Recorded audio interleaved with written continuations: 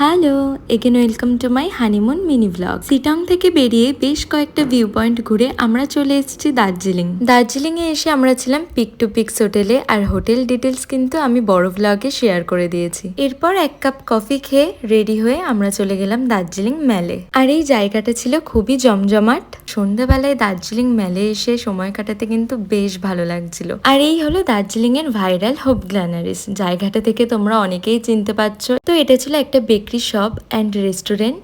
এছাড়াও এখানে অনেক গিফট আইটেমস অ্যাভেলেবেল ছিল, ক্যান্ডেলস, পারফিউম। তবে এখানের বেস্ট পার্ট ছিল নিজের পছন্দের খাবারটা নিজেকেই নিয়ে নিতে হবে, তারপর যেতে হবে বিল করাতে। তো এখান থেকে আমরা আমাদের সন্ধ্যের একটু টিফিন করে নিলাম, দেন আমরা চলে গেলাম আবার দার্জিলিং ম্যালে। আর এখানে এতটাই ঠান্ডা আর এত হাওয়া দিচ্ছিল, তোমরা দেখেই বুঝতে পারছো। দেন আরো এক কাপ কফি খেয়ে আমরা চলে এলাম আমাদের হোটেলের ডিনারটা সেরে নিতে। হোটেলের ছাদ থেকে দার্জিলিং এর ভিউটা ঠিক এরকম ছিল। বাই।